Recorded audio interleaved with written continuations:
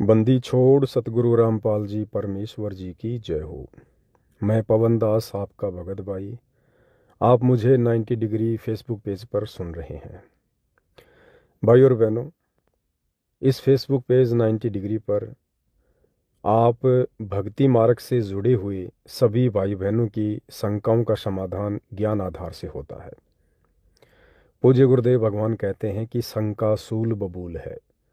शंका यदि भगत के मन में किसी भी प्रकार की उत्पन्न हो जाती है तो वो एक कांटे की तरह होती है जो उसे भक्ति नहीं करने देती है।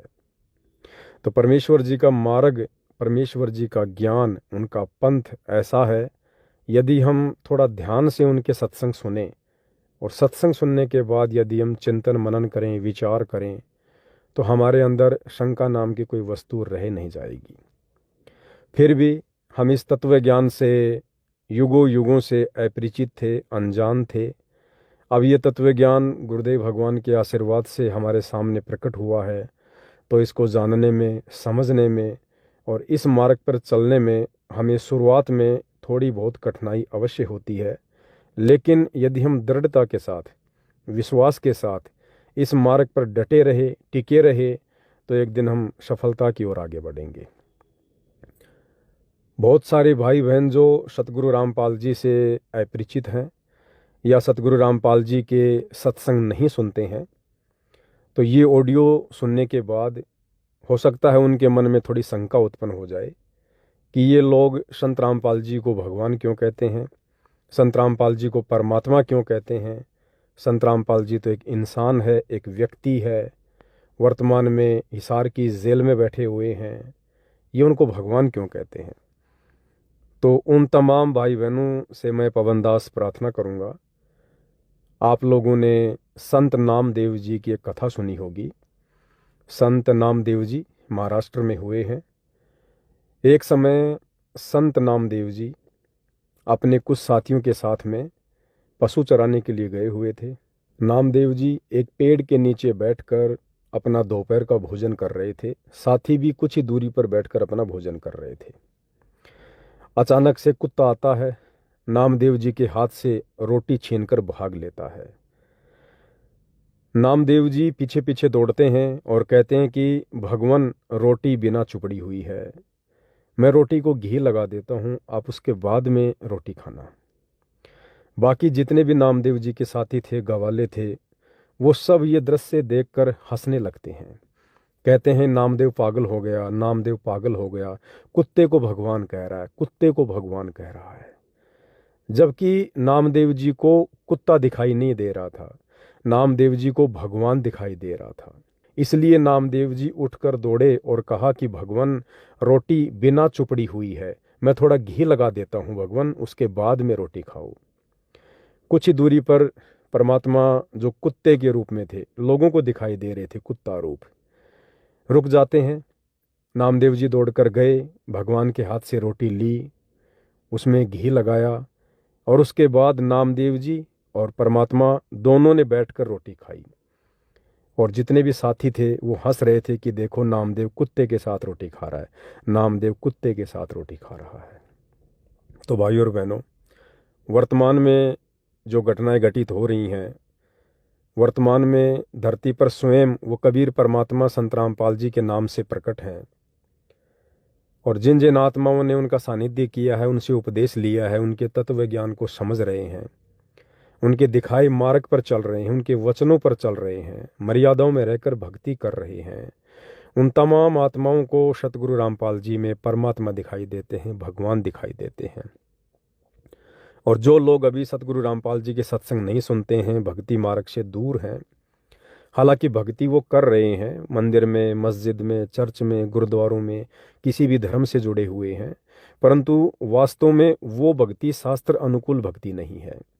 यानी जो भक्ति सतगुरु रामपाल जी के अलावा वर्तमान में विश्व में कोई भी व्यक्ति कर रहा है, वो भक्ति शास्त्रों के अनुसार नहीं है। इसलिए उन लोगों को थोड़ी सी ये बात अटपटी सी लगती है कि एक हमारे जैसे दिखाई देने वाले व्यक्ति को, संत रामपाल जी को, ये लोग भगवान क्यों कहते हैं, परमात्मा क्यों कहते हैं। तो उन तमाम भाई बहनों से मेरी प्रार्थना है, मेरी विनती है, आप थोड़ी कोशिश करें, सतगुरु रामपाल जी के यूट्यूब पर सत्संग सुनना शुरू करें। मोबाइल आप सबकी जेब में है।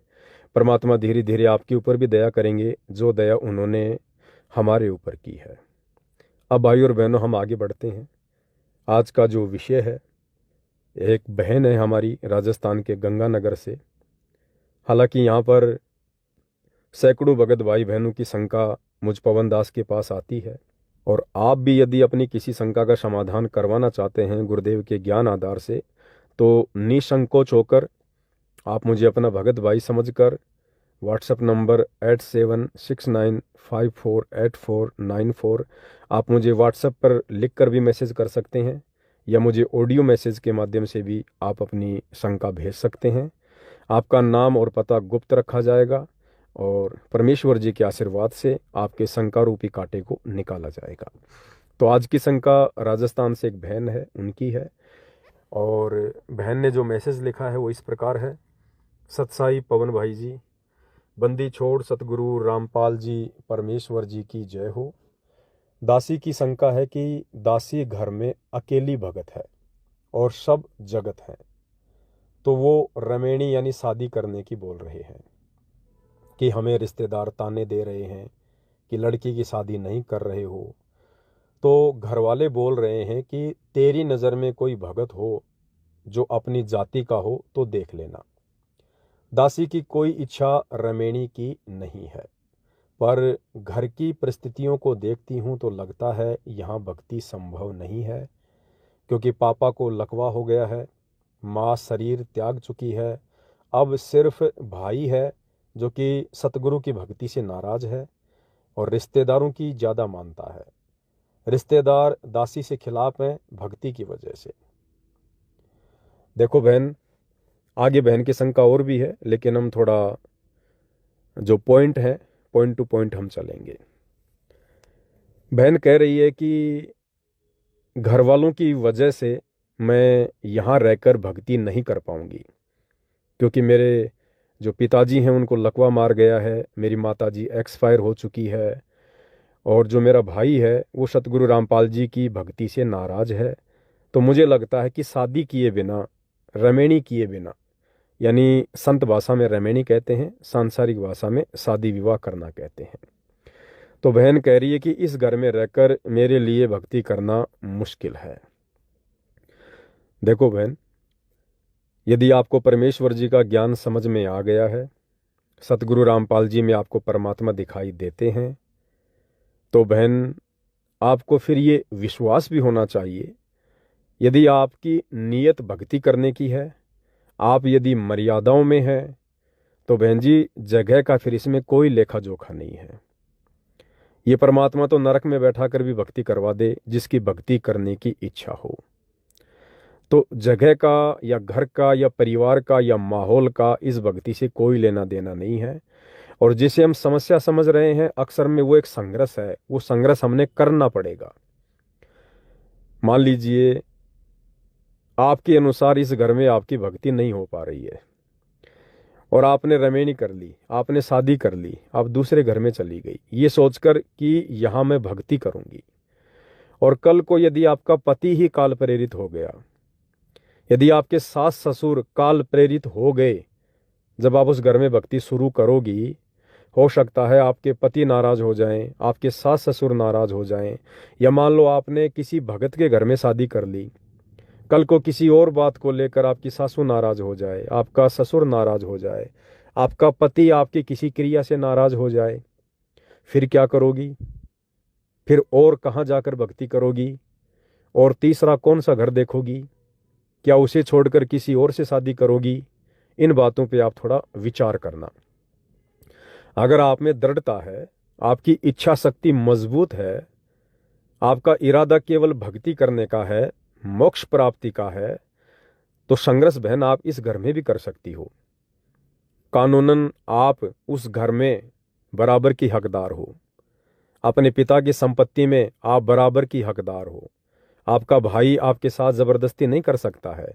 ज़्यादा ज़बरदस्ती करे तो भाई को बोल दो कि भाई जितना अधिकार मेरा है उतना ही अधिकार आपका है, मुझे मकान में अलग से मकान दे दो, ज़मीन में अलग से मुझे ज़मीन दे दो। मैं अपने मकान में रहूँगी, अपनी ज़मीन में अन्न पैदा करके खाऊंगी, ना मैं आपको कुछ कहूँगी, ना मेरे से आपको कोई परेशानी होगी। आपको यदि कोई रिश्तेदार कुछ कहता है, गांव वाले कुछ कहते हैं, तो बोल दो भैया हमने तो उसको अलग कर दिया है, हमारा उससे कोई लेना देना नहीं है। आपकी भी समस्या खत्म, मेरी भी समस्या खत्म। तो बहुत सारे ऑप्शन बहन आपके पास में है। और यदि आपकी इच्छा शक्ति दृढ़ है तो फिर सतगुरु रामपाल जी भगवान भी तो भगत के साथ हैं। जय हमरा भक्त पछोड़ी हुई, तो हमारा नाम न लेवे कोई। जब हमारा भगता पापत्ति आ गई तो परमात्मा कहते हैं फिर हमारा नाम कौन लेगा, हमारी भक्ति कौन करेगा।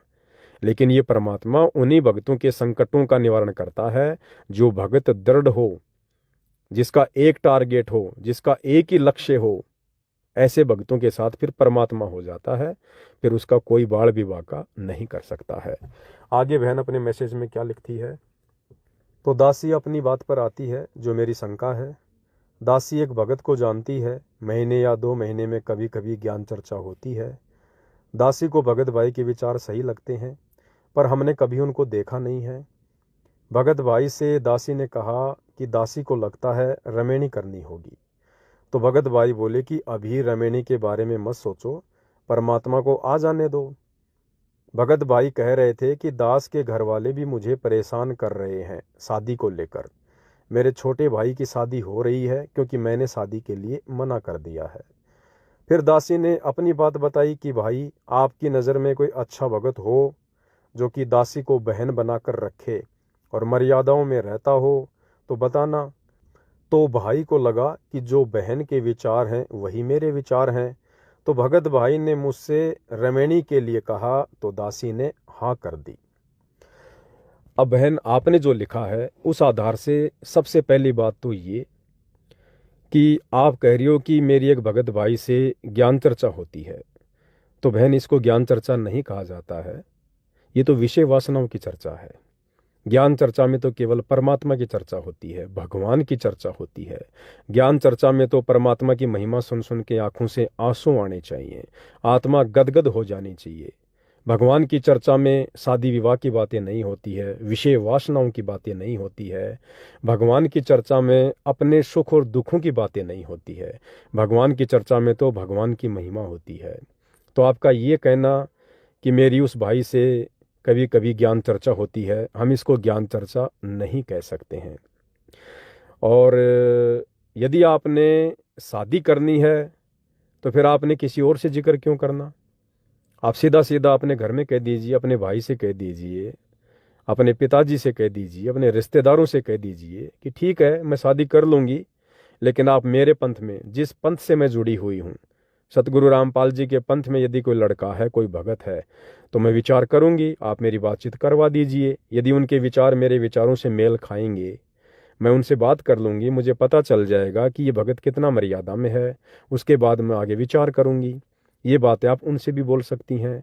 लेकिन आपने अपने भगत भाई से रमेणी की बात की, ये बहन ज्ञान आधार से उचित नहीं है।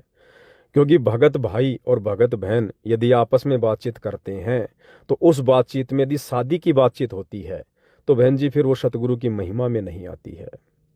आप कैसे अपने भाई से अपनी शादी की बात कर सकती हो। वो आपका गुरु भाई है, आप उसकी गुरु बहन हो, आप दोनों का गुरु एक है। तो आपका पिता कौन हुआ, आपका गुरु हुआ, और आप दोनों आपके गुरु की नज़र में क्या हुए, भाई बहन हुए। तो भाई बहन भला आपस में कैसे रमेणी की बात कर सकते हैं, कैसे शादी की बात कर सकते हैं। क्या ये मर्यादाओं के विरुद्ध नहीं है। आम समाज में भी भगत भाई बहन या वैसे नॉर्मल जो भाई बहन है जो भक्ति मार्ग में नहीं है, वो भी आपस में इस प्रकार से शादी की बात नहीं कर सकते। एक बहन ने यदि शादी करनी है दूसरी जगह तो भी अपने भाई को नहीं कहेगी, अपने भाई से बात नहीं करेगी कि भाई तू माता पिता से कह के मेरी शादी करवा दे। ये तो आम समाज की मर्यादाओं के भी खिलाफ है, जबकि आप दोनों तो भगत भाई हैं। और जो भक्ति मार्ग में गुरु भाई बहन होते हैं उनका रिश्ता तो सांसारिक जगत में जो सगे भाई बहन होते हैं उनसे भी बढ़कर होता है। तो आपका ये कहना कि हम ज्ञान चर्चा भी करते हैं फिर रमेणी की बातें भी हो जाती हैं, तो बहन ये कहीं ना कहीं मर्यादाओं को लेकर गफलत आप जी कर रहे हो। आपने थोड़ा सा विचार इसके ऊपर करना पड़ेगा। क्योंकि देखो, गुरुदेव भगवान अपने सत्संग में हमें बार बार यही कहते हैं कि बच्चों, यदि आपका संस्कार शादी विवाह का परमात्मा ने पहले से जोड़ रखा है तो उसको तोड़ कौन देगा। समय आने पर आपकी शादी अवश्य होगी जिस भी आत्मा के साथ परमात्मा ने आपका संस्कार जोड़ रखा है। अब भगवान ने कह दिया तो फाइनल है। अब यदि हम किसी से शादी की बात ना करेंगे तो भी हमारी शादी होगी, यदि हम अपने माता पिता से बात नहीं करेंगे तो भी शादी होगी, क्योंकि ये परमात्मा का वचन है। साध वचन पलटे नहीं, पलट जाए ब्रह्मांड। यदि भगवान ने शादी का संस्कार जोड़ रखा है तो भले आप गूंगे हैं, भले आप बोल नहीं सकते, अपनी मन की बात आप किसी को बता नहीं सकते, तो भी आपकी शादी होके रहेगी। वो परमात्मा कैसे करवाएगा, किससे बात करवाएगा, क्या तरीका अपनाएगा, वो उसकी अपनी मौज है, यदि उसने किसी के साथ संस्कार जोड़ रखा है तो इस आधार से आपने अपने गुरुदेव भगवान के वचनों पर विश्वास करना चाहिए। और आपका ध्यान शादी विवाह से हटकर, घर परिवार की समस्याओं से हटकर, आपका जो विचार है, आपका जो ध्यान है, जो चिंतन है, वो केवल सतगुरु की भक्ति में होना चाहिए, अपनी साधना में होना चाहिए। जैसे गुरुदेव भगवान अपनी वाणी में फरमाते हैं कि चिंत्या तो हरि नाम की और न चिंत्या दास, जो कोई चिंत्या नाम बिना वही काल की फांस। तो ये भक्ति के बीच में शादी विवाह की बातें करना, ये टेंशन लेके बैठना, ये कहीं न कहीं काल प्रेरणा है और भगत को इस प्रकार की बातों से दूर रहना चाहिए।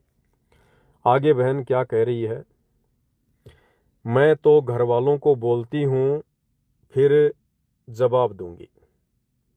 बहन ने कहा कि पहले मैं घर वालों को बोलूंगी, पहले मैं घर वालों से बात करूंगी, उसके बाद मैं आपको जवाब दूंगी कि मेरे को आपसे शादी करनी है या नहीं करनी है। अब इस बात से भी बहन यही साबित होता है कि आपकी शादी करने की इच्छा है, नहीं तो आपने ये बात बोलने की क्या आवश्यकता थी कि मैं पहले घर वालों से पूछूंगी। यदि आपका दृढ़ संकल्प है कि मुझे शादी नहीं करनी है तो चाहे कोई जी हो, आप उसी समय बातचीत करते समय मुंह के ऊपर उसको जवाब दे सकती थी कि भाई मुझे शादी नहीं करनी, मुझे बिल्कुल भी शादी नहीं करनी, मुझे तो अपनी आत्मा का कल्याण करवाना है, मुझे तो मोक्ष करवाना है। लेकिन आपके द्वारा ये ऑप्शन देना कि मैं पहले घर वालों से पूछूंगी उसके बाद मैं आपसे बात करूंगी, अब इतनी बात आप दोनों के बीच में हो चुकी है। दोनों गुरु भाई बहनों के बीच में शादी को लेकर, रमेणी को लेकर इतनी बात हो चुकी है। अब यदि आप दोबारा से बातचीत करते हैं तो केवल ज्ञान चर्चा का तो नाम होगा, आप दोनों के मन में वही बात चलेगी, शादी की, रमेणी की होगी या नहीं होगी, होगी तो कैसे होगी, किस किस के घर वाले खुश होंगे, किसके घर वाले नाराज होंगे। तो आगे की आपकी जो भी बातचीत होगी या होती है बहन जी, हम उसको ज्ञान चर्चा नहीं कह सकते, परमात्मा की चर्चा नहीं कह सकते, वो केवल फिर आप अपनी व्यक्तिगत ही बातें ज़्यादा करोगे। आगे बहन क्या कह रही है, दासी ने जाति नहीं पूछी थी, भगत भाई ने बताया कि वो चमार जाति से है, घर वाले इस जाति से नफरत करते हैं। तो मैंने घर में बोला तो घर वाले बोल रहे हैं कि तेरा हमारे से रिश्ता खत्म हो जाएगा यदि इस जाति में रमेणी करेगी तो। कल रिश्तेदार आ रहे हैं, दासी ने सोचा कि ये जाति और धर्म की दीवार टूट जाएगी यदि ये रिश्ता हो गया तो। दासी तो परमात्मा के मिशन के अनुसार चलना चाह रही थी। परमात्मा का मिशन, बहन लिख रही है कि दासी तो परमात्मा के मिशन के अनुसार चलना चाह रही है।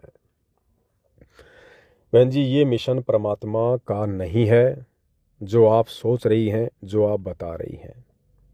परमात्मा के मिशन में देखो, परमात्मा का सबसे बड़ा मिशन क्या है, इस काल के लोक से हम आत्माओं को सतलोक ले जाना, ये परमात्मा का सबसे बड़ा मिशन है।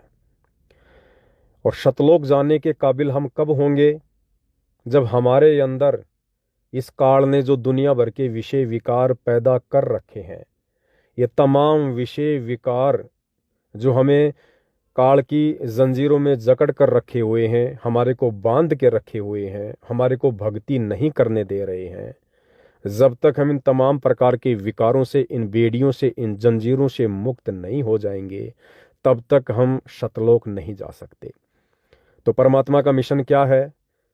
मोक्ष के लिए सबसे पहले इन बेड़ियों को काटना, इन जंजीरों से छुड़वाना। तो शादी विवाह करना इस कबीर परमेश्वर के भक्ति मार्ग में बहन जी उनके मिशन के अंतर्गत नहीं आता है। सृष्टि रचना आपने सुनी होगी, पढ़ी होगी। क्या गलती की थी काल ने और दुर्गा ने? अगर काल दुर्गा के साथ में सतलोक में विषय वासना से प्रेरित होकर अगर जबरदस्ती करने की कोशिश ना करता तो परमात्मा कभी भी इस काल को 21 ब्रह्मांड सहित सतलोक से निष्कासित नहीं करते। जिस प्रकार परमात्मा जी ने 7 संख ब्रह्मांड देकर अक्सर पुरुष को सतलोक के ही एक कोने में कैद करके रख दिया, ठीक इसी प्रकार यदि काल भी सतलोक में दुर्गा के साथ, दुर्गा के युवा रूप को देखकर विषय वासनाओं से प्रेरित होकर यदि वो कुछ गलत करने की अपने मन में ना सोचता तो परमात्मा उसे सतलोक से नहीं निकालते। और यही कहा था परमात्मा ने कि भाई ये गंदा कर्म यहाँ नहीं चलता है, ये मैथुन क्रिया यहाँ नहीं चलेगी।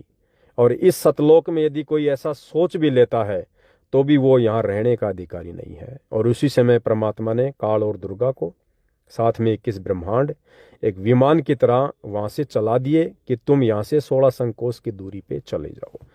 तो बहन जी ये जो शादी विवाह है ये परमेश्वर के मिशन में नहीं है। बहन जी बहुत सारी बातें हैं, आपने विचार करना पड़ेगा। हम कोई सामान्य भक्ति नहीं कर रहे हैं। हमारे पूज्य गुरुदेव भगवान कोई सामान्य संत नहीं है। हमारे पूज्य गुरुदेव भगवान ने खुद एक भगत की भूमिका करते हुए हमें ये दिखाया, ये प्रैक्टिकल करके दिखाया कि यदि आप लोगों ने भक्ति करनी है तो आपने अपने गुरु के भगत वाले जीवन को देखकर चलना पड़ेगा।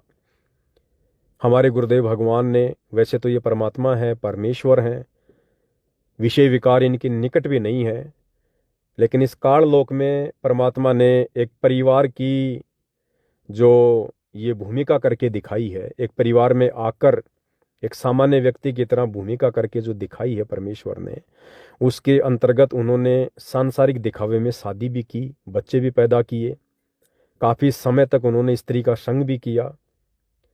लेकिन जब उन्होंने नाम दीक्षा ली, जब उनको ये ज्ञान हुआ, मैं सांसारिक तौर पर ये बातें कह रहा हूँ, वैसे परमपिता परमेश्वर को ज्ञान देने वाला धरती पर कोई नहीं है। ये परमपिता परमात्मा कबीर ये स्वयं जगत गुरु है, संत शिरोमणि है, गुरुओं का गुरु है। ये दुनिया को ज्ञान देने के लिए सतलोक से आते हैं, संत की लीला करते हैं। लेकिन सांसारिक दृष्टिकोण से जो मैं आपको बताना चाहता हूँ उस बात को आप समझिए। सन 1988 में सतगुरु रामपाल जी ने दीक्षा ली। उसके बाद से सतगुरु रामपाल जी पूर्णतया लोक दिखावे में, सांसारिक दिखावे में, स्त्री संग से दूर हो गए। क्योंकि भक्ति मार्ग क्या कहता है, यदि आपने भक्ति पर सफल होना है तो आपने बकवादों से दूरी बनानी पड़ेगी। अब स्त्री संग, स्त्री का संग क्या होता है वो भी हमने समझना है। स्त्री संग का मतलब है स्त्री के साथ में बकवाद करना, शारीरिक संबंध बनाना, सेक्स करना, इसको बकवाद कहते हैं। अन्यथा स्त्री का संग बुरा नहीं है। स्त्री तो उस घर में उसकी माँ भी है। क्या उसकी माँ को छोड़ के जाएगा? नहीं जाएगा। स्त्री उस घर में उसकी बहन भी हो सकती है। क्या अपनी बहन को छोड़ के जाएगा? नहीं छोड़ेगा। स्त्री उसकी अपनी भी है, क्या उसको छोड़ के जाएगा? नहीं जाएगा। स्त्री संग का यहाँ मतलब है कि यदि आपको इस पंथ में उपदेश मिल गया है और ये बात आपके समझ में आ गई है कि बकवाद करते करते मैं कभी भी सतलोक नहीं जा सकता, मोक्ष प्राप्त नहीं कर सकता, तो आपने स्त्री संग का यह मतलब है कि आपने अपनी स्त्री के साथ में शारीरिक संबंध खत्म करने पड़ेंगे। आपने उन विषय विकारों से दूरी बनानी पड़ेगी। अब वो बकवाद जो आप नाम दीक्षा से पहले किया करते थे, काल प्रेरणा से, काल प्रेरित होकर, वो बकवाद अब उपदेश लेने के बाद यदि आपको मोक्ष चाहिए तो आपने इस बकवाद से दूर होना पड़ेगा। स्त्री से दूर होना नहीं है। स्त्री तो भक्ति मार्ग में सहयोगी है। स्त्री आपके कपड़े धोएगी, आपके लिए खाना बनाएगी, घर में झाड़ू पोछे करेगी, आपकी आधी से ज्यादा समस्या स्त्री समाप्त करती है।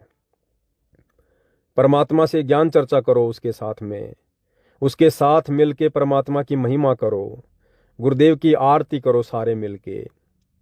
तो वो स्त्री, जिस स्त्री से हमने बकवाद करना छोड़ दिया, शारीरिक संबंध बनाने छोड़ दिए, अब वो स्त्री भक्ति मार्ग में हमारी सहयोगिनी है।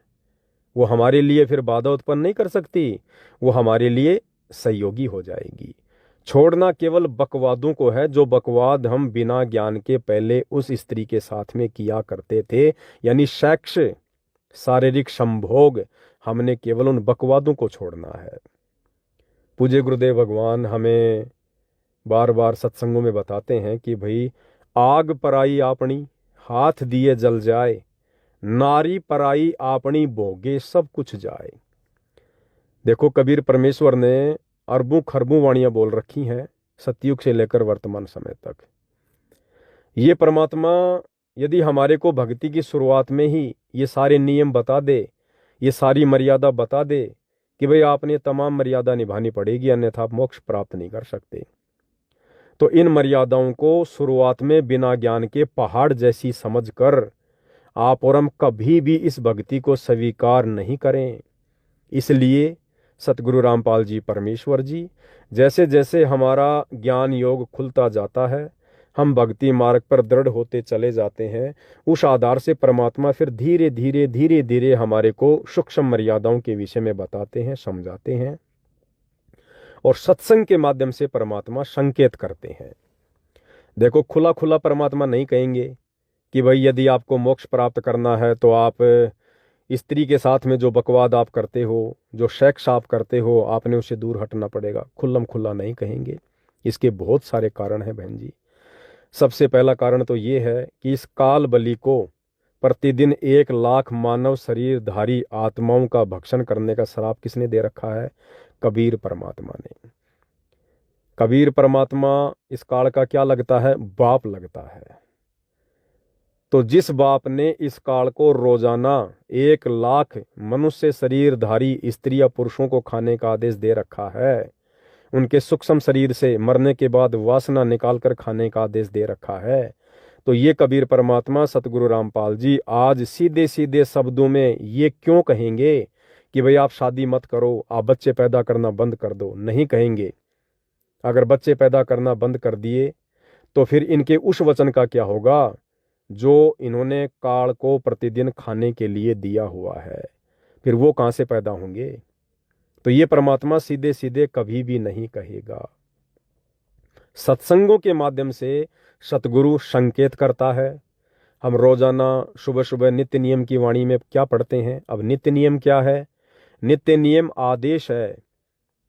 सुबह का जो नित्य नियम है, दोपहर की जो आरती है, शाम की जो संध्या आरती है, जो त्रिकाल संध्या हमें सतगुरु रामपाल जी भगवान ने दी है, इनमें जो वाणियां हैं, जो वचन है, ये भगत के लिए सतगुरु की तरफ से आदेश है, आदेश। और क्या कहते हैं गुरुदेव भगवान हमारे को कि कामी क्रोधी लालची इनसे भक्ति न होई, और भक्ति करे कोई शूरमा जाति वर्ण कुल खोए। कामी क्रोधी लालची, इन लोगों से कभी जिंदगी में भक्ति नहीं हो सकती है। भक्ति ना होने का यहाँ तात्पर्य है कि वो भले ही उपदेश भी ले लें, अपने आप को भगत भी कहलाने लग जाएं, और यदि इन विकारों से वो व्यक्ति दूर नहीं हुआ तो वो व्यक्ति भक्ति को सफल नहीं कर सकता। वो भगत कभी मोक्ष प्राप्त नहीं कर सकता। और तत्वदर्शी संत की शरण में आकर सत भक्ति लेकर और मर्यादाओं में ना रहकर यदि हमने मोक्ष ही प्राप्त नहीं किया तो फायदा क्या फिर भक्ति करने का? आज हम अपने आप को साफ सुथरा करने का प्रयास कर रहे हैं, और यदि सतगुरु की इस भक्ति पर यदि हम दृढ़ता से नहीं लगे, बकवादों से दूर नहीं हटे, मोक्ष नहीं हुआ, फिर हम काल के हत्थे चढ़ेंगे। फिर ये काल हमें इसी प्रकार से जन्म देगा, कहीं राजा बनाएगा, और राजा जनक जैसे बन गए तो ना जाने हजार हजार शादियां करेंगे, अन्य कितनी प्रकार की बकवाद करेंगे। ये फिर से हमारे को उसी स्थिति में लाके खड़ा कर देगा, हमारी अंतरात्मा को मैला कर देगा। तो गुरुदेव कहते हैं कामी, क्रोधी, लालची। कामी यानी जो व्यक्ति काम वासनाओं में उलझा हुआ है उसको कहते हैं कामी व्यक्ति। क्रोधी, जो बात बात पर जो गुस्सा करता है, जो क्रोध करता है, उसको कहते हैं क्रोधी। और लालची यानी जो स्वार्थी व्यक्ति है, बात बात पर जिसके मन में लालच आ जाता है। तो ये तीन परमात्मा ने विकार बताए। और वैसे भी जैसे गुरुदेव भगवान अपनी वाणी में कहते हैं कि काम, क्रोध, लोभ, मोह, अहंकार, ये 4 प्रकार की विशेष बेड़ियां हैं जो काल ने हमारे ऊपर डाल रखी हैं। और गुरुदेव ने बताया कि जो काम है यानी जो विषय वासना है, इसके अंदर 10,000 हाथियों जितना बल है। विचार करना, जो भाई बहन इस ऑडियो को सुन रहे हैं वो थोड़ा विचार कीजिए। 10,000 हाथियों जितनी पावर अकेले इस विषय वासना रूपी विकार में है। यानी जब जब हम स्त्री का संग करते हैं विषय वासनाओं को लेकर, अपनी खुद की पत्नी के साथ भी, क्योंकि भाई देखो, खुद की पत्नी के साथ में शारीरिक संबंध बनाना ये समाज की तरफ से हमें परमिशन है, ये भगवान की तरफ से नहीं है। ये तो सामाजिक रीति रिवाज हैं। भगवान ने कब परमिशन दी? अगर भगवान ही परमिशन देता तो काल और दुर्गा को सतलोक से फिर बाहर क्यों भेजता? काल यही तो करना चाह रहा था, विषय वासना की ही तो परमिशन लेना चाह रहा था। लेकिन परमात्मा ने मना कर दिया कि भाई ये परमिशन तुझे यहां नहीं मिलेगी। तो ये जो परमिशन जो शादी विवाह की जो मिली हुई है ना, कि भाई हम अपनी स्त्री के साथ में संभोग कर सकते हैं, दूसरे की बहन बेटी को उम्र अनुसार अपनी बहन बेटी या माँ की नज़रों से देखना है, ठीक है, तो ये परमिशन केवल यहाँ के समाज ने दे रखी है। भगवान की तरफ से उसके भक्ति मार्ग में स्त्री के साथ में बकवाद करने की, सेक्स करने की ये परमिशन नहीं है। तो इस विषय वासना रूपी विकार में 10,000 हाथियों जितना बल है। यानी काल हमें रोकने के लिए, हमारे को फंसाने के लिए 10,000 हाथियों जितना बल लगाता है। यानी जब जब हम स्त्री के साथ में संभोग करते हैं, सेक्स करते हैं, ये बकवाद करते हैं, तो हमारे ऊपर काल की तरफ से 10,000 हाथियों जितना पावर, जितना बल, जितना वजन हमारे ऊपर पड़ता है। हम भक्ति मार्ग में कहाँ आगे बढ़ने की सोचेंगे? हम और नीचे चले जाते हैं, नीचे चले जाते हैं हम। तो 10,000 हाथियों जितनी पावर इस विषय वासना में, काम में। दूसरा है काम और क्रोध, जो गुस्सा है, जो क्रोध है, इस क्रोध में काम वासना से भी ज्यादा हाथियों का पावर है।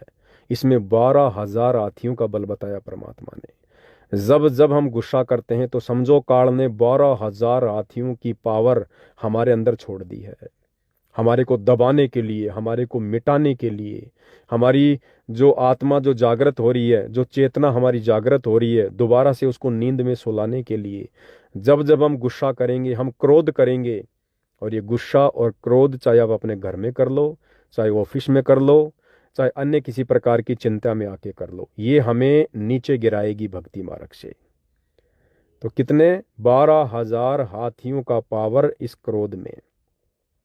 काम, क्रोध, मोह। तीसरा नंबर किसका है? मोह, यानी ममता। आपस में हम जो बिना ज्ञान के एक दूसरे से बंधे हुए ना, आवश्यकता से ज्यादा हम एक दूसरे के अंदर घुसे हुए हैं। मोह, वो चाहे बच्चों का हो, चाहे संपत्ति का हो, चाहे धन का हो, चाहे प्रॉपर्टी का हो, चाहे यारी दोस्ती का हो, किसी भी चीज का हो। तो मोह के अंदर परमात्मा ने क्या बताया? 20,000 हाथियों जितना पावर है। 20,000 हाथियों जितना पावर। कभी कभार हमारा मोह हमारे बच्चों के प्रति उमड़ता है। हम अपने बच्चों की बचपन की फोटो देखते हैं तो एक मोह अंदर से उत्पन्न होता है। वो इतना सा सोचना, उन बच्चों के बचपन के बारे में सोच के, और अंदर अंदर हमें जो खुशी होती है, जो मोह उमड़ता है, काल हमें 20,000 हाथियों की पावर से दबा रहा है। हम उस समय थोड़ा सा आनंद महसूस करते हैं, लेकिन हमें काल दबा रहा है, हमारी भक्ति को नष्ट कर रहा है। 20,000 हाथियों जितना बल इस मोह के अंदर है। काम, क्रोध, मोह। चौथे नंबर पे है लोभ। लोभ लालच, इसमें परमात्मा ने 30,000 हाथियों जितनी पावर बताई, 30,000 हाथियों जितनी लोभ में। और जो पांचवा है वो है अहंकार। काम, क्रोध, मोह, लोभ और अहंकार यानी घमंड, मान बढ़ाई, इसमें परमात्मा ने 36,000 हाथियों जितना बल बताया। और अपनी वाणी में परमात्मा क्या कहते हैं कि मान बढ़ाई से हैं दूर, आजिज के हरि सदा हजूर। यानी जो व्यक्ति मान बढ़ाई करता है, मान बढ़ाई करेगा तो अहंकार उसके अंदर नंबर 1 पे मिलेगा, क्योंकि अहंकारी व्यक्ति ही मान बढ़ाई से प्रेरित होता है। तो 36,000 हाथियों जितना पावर उस समय हमारी भक्ति को नष्ट करने के लिए, हमारी जागती हुई चेतना को वापस नींद में सुलाने के लिए ये काल बलि 36,000 हाथियों जितना बल छोड़ता है, जितना पावर छोड़ता है। तो भाई और बहनों, काम, क्रोध, मोह, लोभ, अहंकार, इन पांचों में कुल मिलाकर 1,08,000 हाथियों जितना बल है, जितना पावर है। अब सोचिए भाई और बहनों, यदि साक्षात कबीर भगवान संत रूप में धरती पर आकर हमारे गुरु ना बने, हमें ये ज्ञान ना दें, तो क्या ये काल हमें कभी भी इन बेड़ियों से मुक्त कर सकता है? इन जंजीरों से मुक्त कर सकता है? कोई सोच भी नहीं सकता, कोई विचार भी नहीं कर सकता इस भक्ति मार्ग में काल से छूटने का। तो ये तो विषय विकार हैं। ये जो शादी विवाह करना इस कबीर परमात्मा के मार्ग में विषय विकार है। हम कभी भी मोक्ष प्राप्त नहीं कर सकते। अब इसमें कई भगत भाई बहनों को शंका ना हो जाए, इसलिए उस टॉपिक पर भी बात करना पैरेलल जरूरी है। अब बहुत सारे भगत भाई सोचेंगे कि भाई वर्तमान में तो हमने साथ संगति से जुड़कर ज्ञान आधारित वीडियो देखकर हमने आपस में भाई बहन के रिश्ते बना लिए हैं, जो पहले हम पति और पत्नी के रिश्तों में थे। लेकिन ये बकवास तो हम कर चुके हैं, तो क्या हमारा भी मोक्ष नहीं होगा? तो ऐसी कोई बात नहीं है। सतगुरु रामपाल जी से उपदेश लेने से पहले भले हमने कितनी बकवादें की हैं, कुछ भी किया है, वो सारी माफ है, क्योंकि वो हमने नादानी में और अनजाने में की थी। हमें ज्ञान नहीं था, हमें कोई समझाने वाला नहीं था, हमें कोई बताने वाला नहीं था, हमें सतगुरु की शरण भी प्राप्त नहीं थी। तो जो भी हमसे गलतियां हुई हैं वो सतगुरु से उपदेश लेने से पहले हुई हैं, तो वो सतगुरु जी की तरफ से बिल्कुल क्षमा होती हैं। दूसरा, कुछ भगत भाई बहनों की ये शंका हो जाएगी कि भाई मैंने तो सतगुरु रामपाल जी से उपदेश भी ले लिया था, उपदेश लेने के बाद मैंने काफ़ी समय तक स्त्री का संग किया है, मैं विषय वासनाओं में था, शारीरिक संबंध बनाया करता था, लेकिन उसके बाद मुझे साथ संगति के वीडियो मिले, उसके बाद फिर मैंने घर में आपस में बातचीत करके और फिर मैंने अपनी पत्नी से बहन के रिश्ते बनाए हैं, तो क्या मेरा भी मोक्ष नहीं होगा? तो ऐसी भी कोई बात नहीं है भाई और बहनों। भले आपने सतगुरु रामपाल जी से उपदेश ले लिया, उपदेश लेने के बाद भी आप अपनी स्त्री के साथ शारीरिक संबंधों में थे, विषय वासनाओं में थे। क्यों? क्योंकि उस समय तक आपको ज्ञान नहीं था, आपको ये बातें संगत में कोई भगत नहीं बताया करता था, और यदि कोई बताता था तो उसके वचन में पावर नहीं थी, शक्ति नहीं थी, सतगुरु का आशीर्वाद नहीं था। तो नाम उपदेश लेने के बाद जब तक हमारे को इस विषय में पता नहीं चलता है कि सतगुरु रामपाल जी के भक्ति मार्ग में यदि हमने मोक्ष प्राप्त करना है, सतलोक जाना है, तो हमने एक सच्चा भगत बनना पड़ेगा, हमने इन विषय विकारों से दूरी बनानी पड़ेगी। तो जब तक कोई बताने वाला नहीं था, हमें ज्ञान नहीं था, खुद के लेवल पर हम इन बातों को समझ नहीं रहे थे, हम सतगुरु की वाणियों के ऊपर चिंतन मनन नहीं कर पा रहे थे, तो तब तक जो हमने बकवादे की हैं वो भी सतगुरु की तरफ से माफ होती हैं। यानी उस भगत को भी कोई दोष नहीं है जिसने उपदेश लेने के बाद जानकारी के अभाव में ये कुकर्म किए हैं अपनी पत्नी के साथ, तो उस भगत को भी परमात्मा माफ करता है। लेकिन जिस दिन से आपको ये बातें सुनने को मिल जाती हैं कि सतगुरु के भक्ति मार्ग में मोक्ष प्राप्ति के लिए क्या क्या कंडीशन है, क्या क्या नियम है, उसके बाद यदि आप इन बकवादों को नहीं छोड़ते हैं, उसके बाद भी यदि आप काल प्रेरित होकर इस प्रकार की गलतियां करते रहते हैं, तो फिर सतगुरु के इस भक्ति मार्ग में भले आप कितनी भक्ति कर लो, कितनी ही मर्यादा निभा लो, आपके अंदर कभी भी वो दृढ़ता उत्पन्न हो ही नहीं सकती।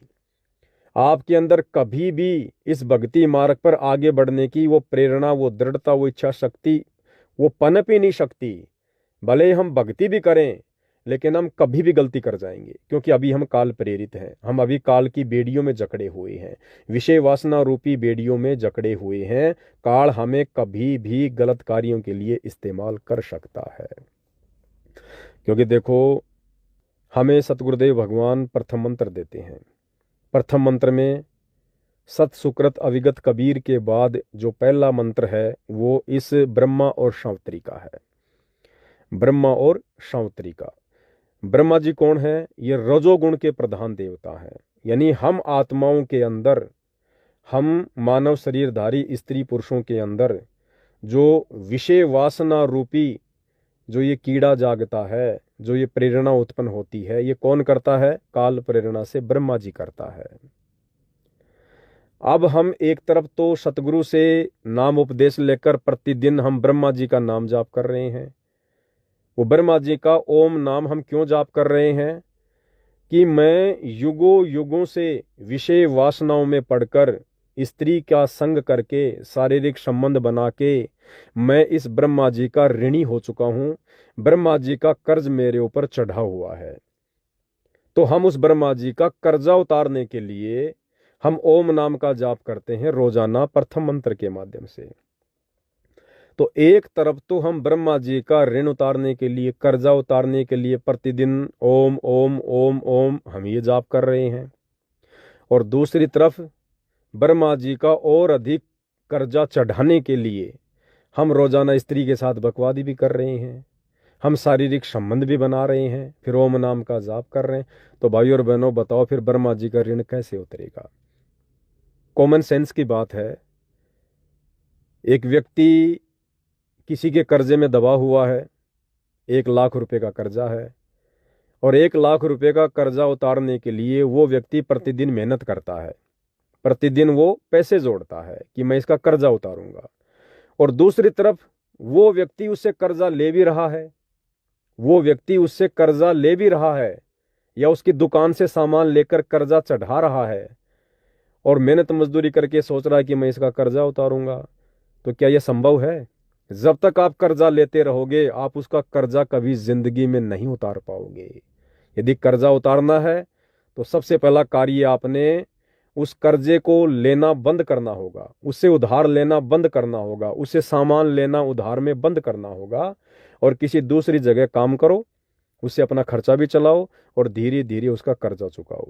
तो इसी प्रकार भाई और बहनों, एक तरफ तो हम इस ब्रह्मा जी के इस ऋण से मुक्त होना चाहते हैं, और दूसरी तरफ हम रोजाना अपनी स्त्री के साथ संभोग करके, सेक्स करके, बकवाद करके हम उसके कर्जवान होते जा रहे हैं। तो ये समझदारी है या बेवकूफ़ी है? अब ये तो सतगुरु के ज्ञान आधार से हमने खुद ही विचार करना पड़ेगा।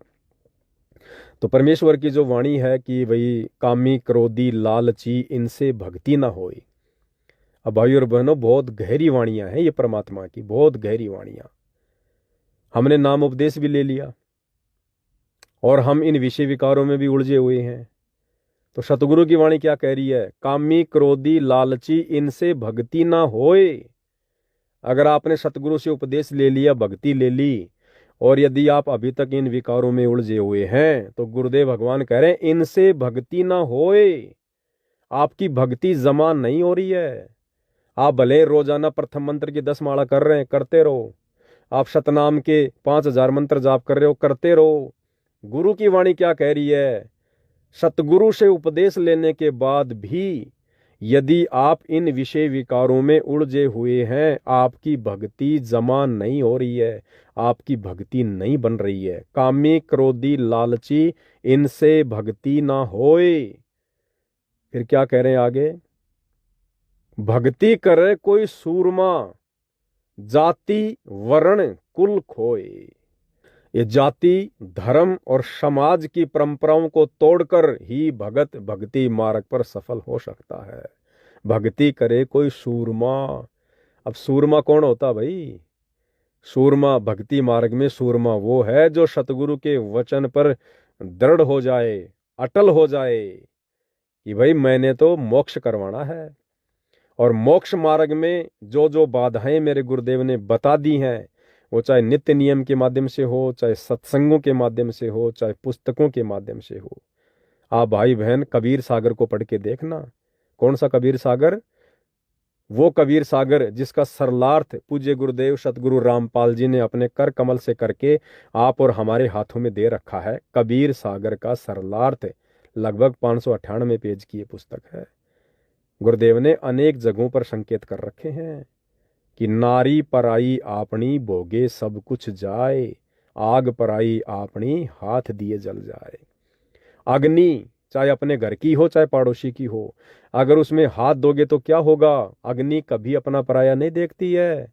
अगर आग में हाथ दोगे तो भाई वो आपके हाथ को जलाएगी। वो आग चाहे आपकी हो चाहे पड़ोसी की हो। इसी प्रकार परमात्मा कह रहे हैं नारी पराई आपनी भोगे सब कुछ जाए। स्त्री चाहे आपकी खुद की हो चाहे पड़ोसी की हो। पड़ोसी का मतलब चाहे किसी की भी स्त्री हो या आपकी खुद की स्त्री हो, यदि आपने उसके साथ में संभोग किया तो आपका भक्ति धन नष्ट होगा, बर्बाद होगा, भोगे सर्वस जाए। अब ये सतगुरु की अमर वाणियां हैं, अखंड वाणियां हैं, इनको कोई काट नहीं सकता। इसलिए सतगुरु देव भगवान कहते हैं कि भक्ति करे कोई सूरमा, कि ये सतगुरु का भक्ति मार्ग है, ये पूर्ण मोक्ष मार्ग है। ये यहाँ की 4 मुक्तियों वाला मार्ग नहीं है कि भक्ति करके स्वर्ग चल गए, महास्वर्ग चले गए, किसी देवलोक में चले गए, देवता के बहुत अच्छे नौकर बन गए, फिर क्या करोगे? वापस आना पड़ेगा इसी गंदे लोक में, 84 लाख योनियों में कष्ट भोगने पड़ेंगे, यही बकवादे हमने फिर से शुरू करनी पड़ेंगी, काल का कर्जा चढ़ता जाएगा चढ़ता जाएगा। लेकिन सतगुरु हमसे जो भक्ति करवा रहे हैं वो यहाँ की 4 मुक्तियों से उत्तम 5वीं मुक्ति है। और इस 5वीं मुक्ति को सफल करने के लिए हमने इन बकवादों से दूर हटना पड़ेगा। अब नित्य नियम में और हमें क्या समझाते हैं परमात्मा इन सब चीज़ों के बारे में? जैसे नित्य नियम में गुरुदेव भगवान की एक वाणी आती है कि जीवित मुक्ता शोक हो आशा तृष्णा खंड, भाई मन के जीते जीत हैं क्यों भर में ब्रह्मांड। जीवित मुक्ता शोक हो। जीवित मुक्ता का मतलब क्या होता है? एक तो होता है कि मरने के बाद में मुक्त हो जाना, तो मरने के बाद में तो आदमी केवल शरीर से मुक्त होता है।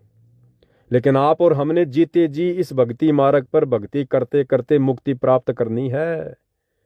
और जीवित मुक्ता हम कैसे बनेंगे? जब सतगुरु की प्रत्येक वाणी को अपने ऊपर लागू करेंगे, इन तमाम प्रकार की बुराइयों से, विषय विकारों से जब हम दूरी बना लेंगे, तो कहते हैं जीवित मुक्ता शोक हो आशा तृष्णा खंड।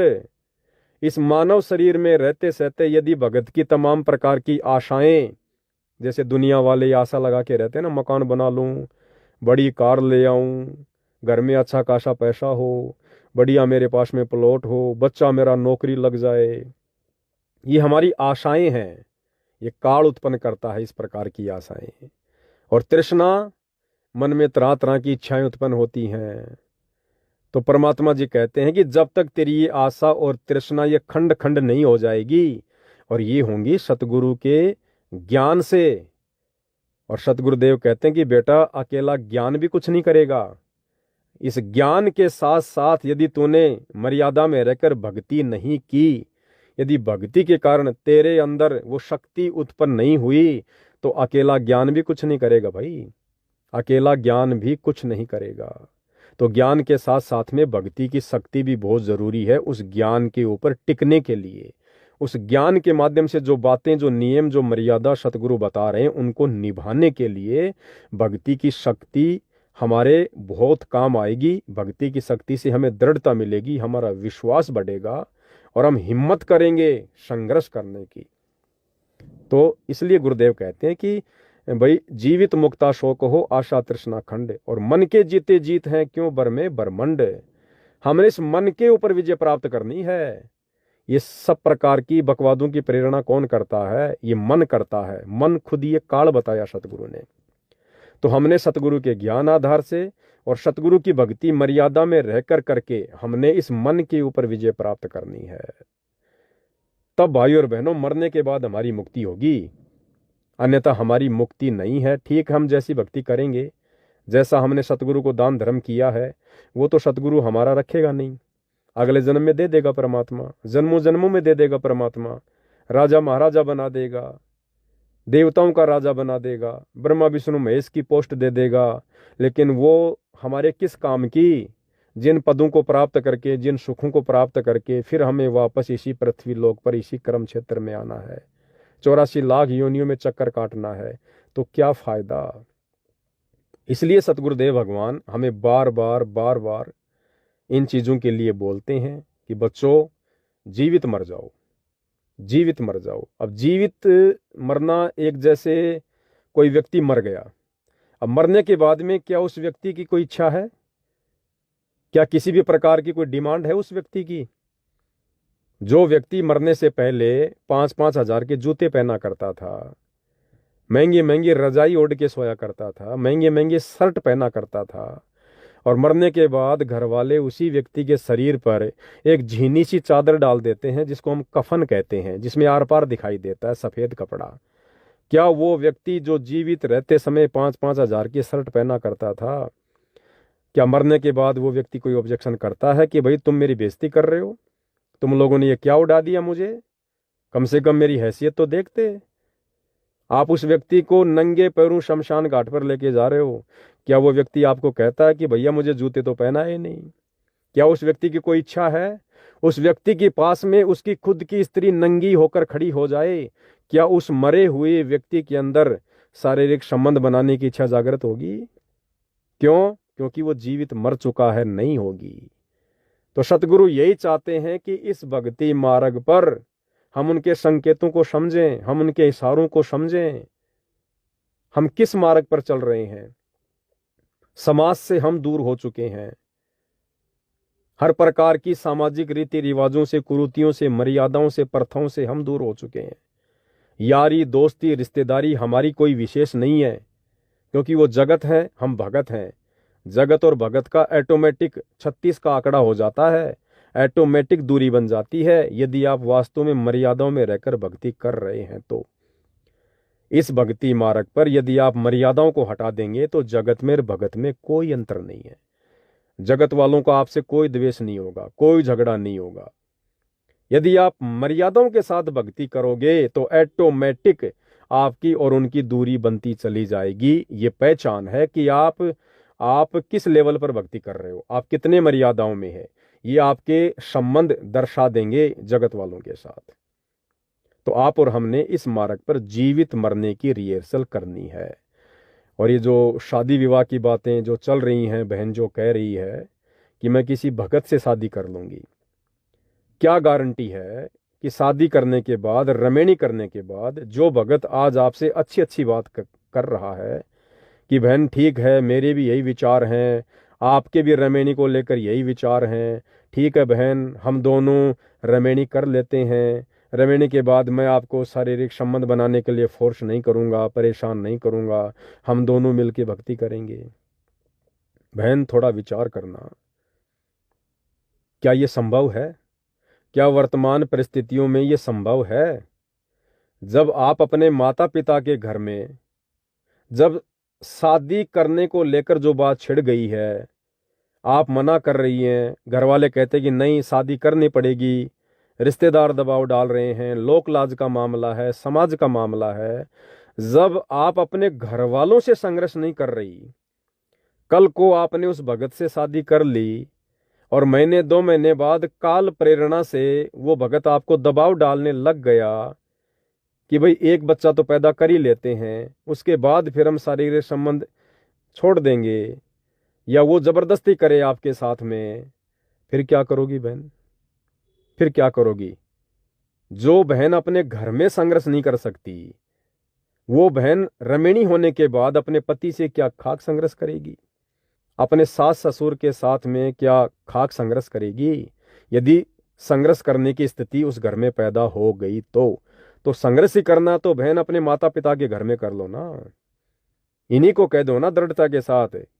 यदि आपको ज्ञान समझ में आ गया है तो, यदि वास्तव में आपकी शादी करने की इच्छा खत्म हो चुकी है तो, यदि आपको इस बात का पता चल गया है कि सतगुरु रामपाल जी के पंथ में अगर शतलोक जाना है, पूर्ण मोक्ष प्राप्त करना है, तो हमने इन बकवादों से हटना पड़ेगा, मन में भी नहीं आने देना है। तो ये संघर्ष आप अपने घर में कर लो ना। कह दो मुझे शादी नहीं करनी है, नहीं करनी है तो नहीं करनी है, भक्ति मार्ग तो छोड़ो। आम समाज में भी बहुत सारी माता बहनें ऐसी हैं जो शादी नहीं करती हैं, जो भी अपना कार्य करती हैं वो कर रही हैं और नेक नीति ईमानदारी से अपना जीवन यापन करती हैं। तो आप तो भक्ति मार्ग में हो, आपके साथ तो सतगुरु है, आपको हिम्मत देने वाला सतगुरु है, उसका ज्ञान है, आप तो संघर्ष कर सकती हो, आपके साथ तो पल पल सतगुरु है। तो आप अपने घर में संघर्ष नहीं कर पा रही तो भला बाहर आप कैसे संघर्ष कर पाओगी। और बता देता हूं बहन आपको परमात्मा जी के ज्ञान आधार से, जैसे पूज्य गुरुदेव भगवान कई बार सत्संगों में जिक्र करते हैं जगत वालों को समझाने के लिए। जैसे बहुत सारे लोग कहते हैं कि भाई ब्रह्मचारी रहकर ही परमात्मा को पाया जा सकता है, लोग शादियां नहीं करते हैं, घर बार छोड़ जाते हैं।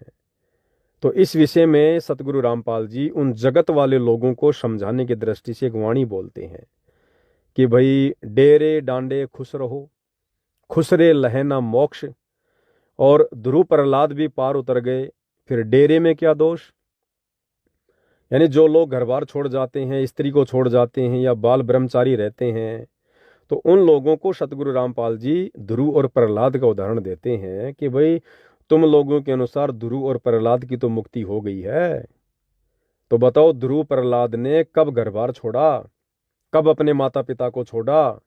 ध्रुव प्रहलाद ने भी शादी की थी, वो भी घरबारी थे, गृहस्थी थे, उन्होंने भी शादी करके बच्चे पैदा किए। तो तुम्हारे अनुसार तो जब ध्रुव प्रहलाद पार हो गए तो नादानो फिर तुम्हारे मोक्ष में क्या दिक्कत है, क्या प्रॉब्लम है, तुम क्यों घर छोड़ के जा रहे हो, तुम क्यों स्त्री से इतनी नफरत करते हो। लेकिन बहन ये बात सिर्फ और सिर्फ गुरुजी उन लोगों को समझाते हैं जो लोग सत भक्ति तो कर नहीं रहे और देखा देखी किसी दूसरे संत महात्मा के विचारों से प्रेरित होकर शादी नहीं करते हैं या फिर घर बार छोड़ जाते हैं, बाल ब्रह्मचारी रहने का दावा करते हैं। ये केवल उन आत्माओं को परमात्मा ने इस सत्संग के माध्यम से कहा है कि भाई ध्रुव प्रहलाद ने भी तो शादी की थी, बच्चे पैदा किए थे, जब उनका मोक्ष हो गया तो तुम्हारा क्यों नहीं होगा। लेकिन तत्व ज्ञान क्या कहता है, तत्व ज्ञान ये कहता है कि ये वाणी केवल उन जगत वाले लोगों को सत भक्ति की तरफ प्रेरित करने के लिए है। असल में ध्रुव प्रहलाद का क्या मोक्ष हो गया। आज हमें इस तत्व ज्ञान आधार से ये पता चल गया ना कि ध्रुव प्रहलाद का मोक्ष नहीं हुआ। वहां गुरुजी कहते हैं कि तुम्हारे अनुसार ध्रुव प्रहलाद का मोक्ष हो गया, लेकिन क्या वास्तव में ध्रुव और प्रहलाद का मोक्ष हुआ है? नहीं हुआ है, क्योंकि ध्रुव प्रहलाद भी इन्हीं बुराइयों में थे, इन्हीं बकवादों में थे। उन्होंने तो कई कई शादियां की थी। ध्रुव की खुद की भी शादी हुई, ध्रुव की मौसी का लड़का उत्तम था, वो युद्ध में मारा गया, उसकी जो पत्नी थी उसको भी ध्रुव के साथ में लगा दी। और भी ध्रुव ने अनेकों शादियां की, भगत प्रहलाद ने भी अनेकों शादियां की। क्या वो पार हो सकते थे? क्या वो पार हुए? नहीं हुए। तो ये जो वाणी है गुरुदेव भगवान की कि ध्रुव प्रहलाद भी पार उतर गए, फिर डेरे में क्या दोष। तो ये गुरुदेव उन जगत वालों को समझाने के दृष्टिकोण से कह रहे हैं कि नादानो क्यों घर छोड़ छोड़ के भाग रहे हो, क्यों औरत से इतनी नफरत करते हो। तुम्हारे ध्रुव प्रहलाद पार हो गए, फिर तुम्हें क्या दिक्कत है। लेकिन असल में ध्रुव प्रहलाद पार नहीं हुए। क्यों? क्योंकि उनमें ये सारी कमियां थी, ये सारी बकवाद वो किया करते थे। तीसरी बात, अगर हम थोड़ा सा विचार करें तो चारों युगों में इस पृथ्वी पर कौन पार हुआ है? क्या कोई भगत पार हुआ अभी तक? मैं इस चतुर्युग की बात कर रहा हूं। इससे पहले जितने भी चतुर्युग गए, हर चतुर्युग में एक कलयुग आता है, कलयुग की पिछली पीढ़ी आती है। केवल उस कलयुग की पिछली पीढ़ी में जो भगत आत्माएं पार होती हैं अंत में, उनके अलावा जब ये चतुर्युग शुरू होता है, सतयुग है, त्रेता है, द्वापर है और कलयुग का भी कुछ समय बीत जाता है। क्या कोई पार होता है? कोई पार नहीं होता है। हम इसी चतुर्युग की बात कर लेते हैं। क्या सतयुग में कोई पार हुआ? सतयुग में भी परमात्मा आए थे, सतसुकृत ऋषि के नाम से ज्ञान दिया, वर्षों तक रहे, जैसी भी उस समय लाखों साल की उम्र हुआ करती थी। क्या सतयुग में किसी भी एक आत्मा के पार होने का कोई प्रमाण है? जो सतलोक में गया हो, जिसने पूर्ण मोक्ष प्राप्त किया हो, आपको एक भी आत्मा का नाम सुनने को नहीं मिलेगा। सतलोक में अकेला कौन पार हुआ इस गंदे लोक से? केवल कबीर परमात्मा, जो सत सुकृत ऋषि के नाम से आए थे, क्योंकि उन्होंने स्त्री का संग नहीं किया। उन्होंने कभी भी अपने जीवन में ये बकवादे नहीं की। काम, क्रोध, मोह, लोभ, अहंकार, इन विषय विकारों में वो नहीं पड़े।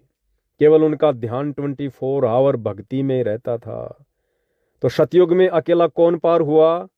केवल कबीर भगवान पार हुआ, जो सत सुकृत ऋषि के नाम से आए हुए थे।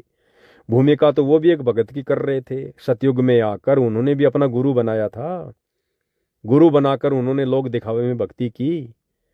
उन्होंने शादी नहीं की, उन्होंने स्त्री वाली बकवाद नहीं की, जिस कारण से अकेले सतयुग में वही पार हुए। एक उदाहरण छोड़ गए। यदि आप लोगों ने भी, जब कभी आपका भाग्य जागृत हो जाए, तत्वदर्शी संत की शरण मिल जाए, तो आप लोगों ने भी इस भक्ति मार्ग से इन तमाम प्रकार की बकवादों से पीछा छुड़वा कर मोक्ष प्राप्त करना है। त्रेता युग में वही कबीर परमात्मा मुनिंदर ऋषि के नाम से आए। उसी प्रकार से उन्होंने लीला की। एक कमल के विकसित फूल पर शिशु रूप में प्रकट हुए, एक निसंतान दंपत्ति उठाकर अपने घर ले गए। फिर बड़े होकर परमात्मा ने गुरु धारण किया। फिर उन्होंने भक्ति की, भगत बनकर लोगों को संदेशा दिया, गुरु बनकर। त्रेता युग में अकेला कौन पार हुआ? केवल कबीर परमात्मा पार हुए। उनके अलावा पूरे त्रेता युग में किसी के भी पार होने का कोई प्रमाण नहीं है। क्यों? क्योंकि जितने भी उनके शिष्य बने, वो बकवादों से पीछे नहीं हटे। कोई न कोई विकार उनको घेर के रखता था, पार नहीं हो पाए। फिर द्वापर युग में वही कबीर परमात्मा करुणा में ऋषि के नाम से आते हैं। उसी प्रकार से कमल के फूल पर आते हैं, निसंतान दंपत्ति उठाकर ले जाती है, बड़े होकर गुरु बनाते हैं, ज्ञान प्रचार करते हैं, भगत की भूमिका करते हैं। क्या पूरे द्वापर युग में करुणा में ऋषि के अलावा एक भी आत्मा के पार होने का कोई प्रमाण है? कोई आत्मा पार नहीं हुई, क्योंकि हम सब किसी न किसी विकार में जकड़े हुए थे। फिर कलयुग में वही कबीर परमात्मा अपने वास्तविक नाम, अपने वैदिक नाम कबीर देव के नाम से आया, जिन्हें हम कबीर दास कहते हैं। क्या उस समय जो कलयुग का प्रथम चरण था, 650 साल पहले का, 64 लाख उनके शिष्य हुए। कबीर जी ने खुद एक भगत की भूमिका करके दिखाई। पंडित रामानंद जी को अपना मुंह बोला गुरु बनाया। क्या अंत में कबीर जी के अलावा कोई सतलोक गया? 64 लाख में से एक भी भगत नहीं गया, नहीं जा पाया। क्यों? क्योंकि हम किसी न किसी विकार में उलझे हुए थे। और जब तक हम इस भक्ति मार्ग पर अपने गुरु के पद चिन्हों पर चलते हुए उनके जैसे नहीं बन जाएंगे, जैसे गुरुदेव कहते हैं कि जीव कभी पीव नहीं हो सकता, पीव यानी परमात्मा, लेकिन परमात्मा जैसे गुण उसने अपने अंदर धारण करने पड़ेंगे। परमात्मा काम, क्रोध, मोह, लोभ, अहंकार से दूर होता है। आप और हमने भी दूर हटना पड़ेगा, अपने अंतरात्मा को साफ करना पड़ेगा। तो 650 साल पहले 64 लाख में एक भी भगत पार नहीं हुआ। अकेले कबीर परमात्मा इस सतलोक से आए थे और अकेले कबीर परमात्मा ही भक्ति करके दिखा के वापस सतलोक गए, मगर से शरीर, और कोई नहीं जा पाया। यही कारण था क्योंकि हम उनके जैसे नहीं बन पाए। कीट न जाने भृंग को, यूं सतगुरु कर ले आप समान, गुरु को कीजिए दंडवत कोटि कोटि प्रणाम। क्योंकि हम सतगुरु के जैसे नहीं बन पाए, हम अपनी आदतों को नहीं सुधार पाए, हम उनके वचनों पर, उनकी वाणियों पर, उनकी शिक्षाओं पर अमल नहीं कर पाए, हम अपने आप को इन बुराइयों से दूर नहीं कर पाए। आज इस कलयुग की बिचली पीढ़ी में वही कबीर भगवान, वही कबीर परमात्मा खुद आया हुआ है। आज भी यदि हम वही गलती करेंगे जो गलती हम युगों युगों से करते आ रहे हैं, कैसे पार होंगे? हो ही नहीं पाएंगे। इसलिए दास की ये विनती है, दास का ये निवेदन है गुरुदेव के ज्ञान आधार से, कि हम जिस भक्ति मार्ग पर चल रहे हैं, ये भक्ति मार्ग दुनिया के भक्ति मार्ग से अलग है। दिन और रात का अंतर है। जिस प्रकार झूठ में और सच में कितना अंतर होता है, सफेद में और काले में कितना अंतर होता है, कौड़ी में और सोने में कितना अंतर होता है, इतना अंतर इस कबीर परमात्मा सतगुरु रामपाल जी के पंथ में अन्य पंथों को यदि हम तुलनात्मक रूप से देखें तो इतना अंतर है। तो आप और हमारी क्रिया, आप और हमारे नियम, हमारी मर्यादा, ये टोटली सामाजिक लोगों से या जगत के लोगों से भिन्न है। हमने समाज को देख के इस भक्ति मार्ग पर नहीं चलना, हमने अनुपदेशी रिश्तेदारों को देखकर इस मार्ग पर नहीं चलना, हमने समाज की व्यर्थ की परंपराओं को, कुरीतियों को, रीति रिवाजों को देखकर नहीं चलना है। यदि हम अपने सतगुरु को देखकर चलेंगे, उनकी शिक्षाओं पर चलेंगे, तो हमारा जगत से ऑटोमेटिक 36 का आंकड़ा हो जाएगा, 36 का। हम उनको फूटी आंख भी नहीं सुहाएंगे, फूटी आंख भी। जिस प्रकार पहले के समय में जातिवाद कितना भयंकर फैला हुआ था, ये ब्राह्मण लोग, ये पंडित लोग शूद्रों को अपने निकट भी नहीं बैठने दिया करते थे। ठीक यही स्थिति यदि कोई भगत ब्राह्मण जाति से है, क्षत्रिय जाति से है, और यदि वो अपने गुरु के प्रत्येक वचन पर दृढ़ता से चल रहा है, तो ब्राह्मण जाति का होने के बावजूद भी समाज के अन्य वर्ग के लोग, चाहे वो दलित वर्ग है, शूद्र वर्ग है, वो लोग भी, जो लोग सतगुरु रामपाल जी की भक्ति से दूर हैं, और जो भगत सतगुरु रामपाल जी का, चाहे वो ब्राह्मण जाति का है, अगर वो सतगुरु रामपाल जी की प्रत्येक मर्यादाओं में रहकर भक्ति कर रहा है, तो वर्तमान में वो शूद्र जाति के समझे जाने वाले लोग भी सतगुरु रामपाल जी के ब्राह्मण जाति के भगत से उतनी नफरत करेंगे, उतनी ही ईर्ष्या करेंगे अज्ञानता में। ये 36 का आंकड़ा ऑटोमेटिक हो जाएगा। 36 के आंकड़े का मतलब है आपकी और उनके विचार दूर दूर तक मेल नहीं खाएंगे। जिस प्रकार गधे और गाय की जो क्रिया होती है, जो स्वभाव होता है, उसमें रात और दिन का अंतर हो जाता है। तो ये स्थिति उस भगत की हो जाएगी जो वर्तमान में सतगुरु रामपाल जी से उपदेश लेकर उनकी प्रत्येक मर्यादाओं में चल रहा होगा। और वही यदि आप भगत हैं और आपके रिश्तेदार भी आपसे खुश हैं, आपके दोस्त भी आपसे खुश हैं, आपके अन्य जो गवांडी हैं, भाई हैं, आसपास के गांव के लोग हैं, सामाजिक लोग भी आपसे खुश हैं, तो समझ लीजिए आप भक्ति के निकट भी नहीं हैं, आप सतगुरु की मर्यादाओं में नहीं हैं। तो भाई बहन से मैं यही प्रार्थना करूंगा, यही विनती करूंगा, बहन ये सतगुरु का मार्ग है, और इस मार्ग पर आप और हमने केवल सतगुरु को देख कर ही चलना है, केवल सतगुरु को देखकर। यदि आप एक बार इस चक्कर में पड़ गई, शादी विवाह के चक्कर में, बहन आप फिर निकल नहीं पाओगी, क्योंकि आप साध संगति से जुड़ गई हो और आपको हर प्रकार की बातों का ज्ञान है।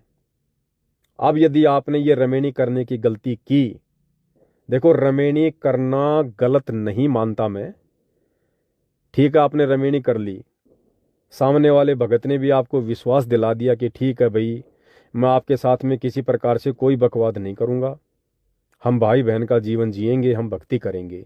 लेकिन क्या गारंटी है इस बात की, क्या गारंटी है कि आगे चलकर आपने जिस भगत भाई के साथ में रमेणी की है अपना भाई समझकर कि भाई ये मुझे परेशान नहीं करेगा, किसी प्रकार की दिक्कत नहीं होने देगा, मुझे फोर्स नहीं करेगा, क्या गारंटी है कि रमेणी होने के बाद वो आपके साथ में वैसा ही व्यवहार करेगा जैसा उसने रमेणी से पहले आपसे वायदा किया था?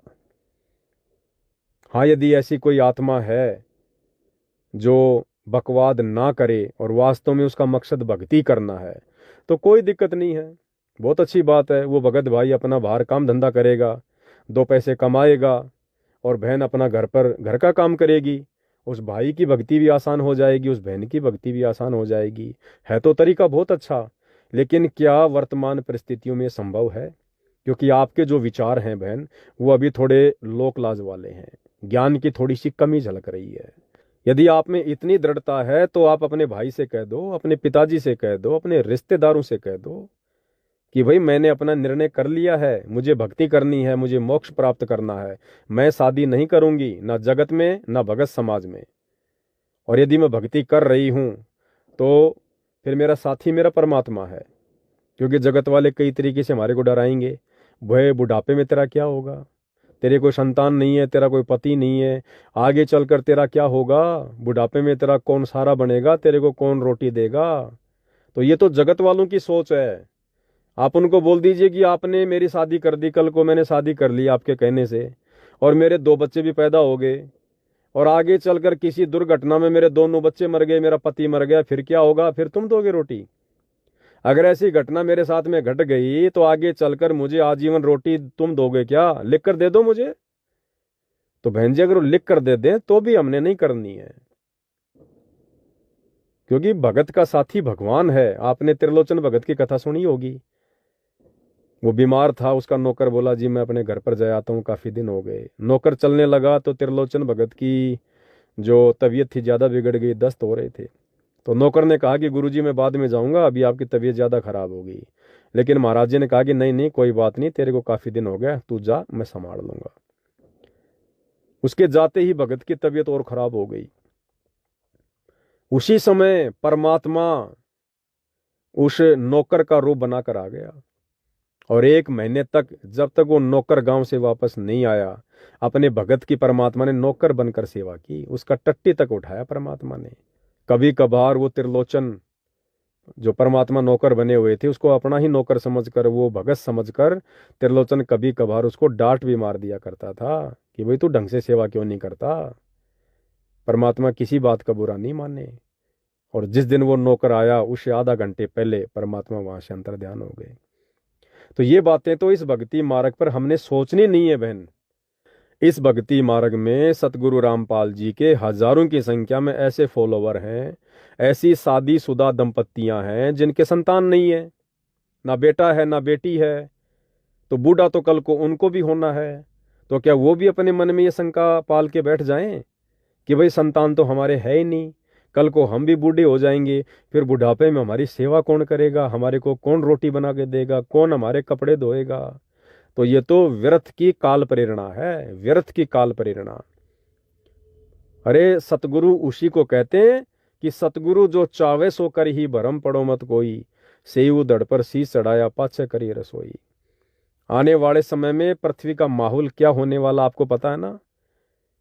ऐसे ऐसे भगत होंगे, ऐसी ऐसी बहनें होंगी जो सतगुरु से हाथ जोड़ जोड़ के विनती करेंगी कि हे गुरुदेव, उस बहन की सेवा मुझे दे दो, उस भाई की सेवा मुझे दे दो, उस दंपत्ति की सेवा मुझे दे दो जिनके कोई संतान नहीं है, जो वृद्ध हो चुके हैं।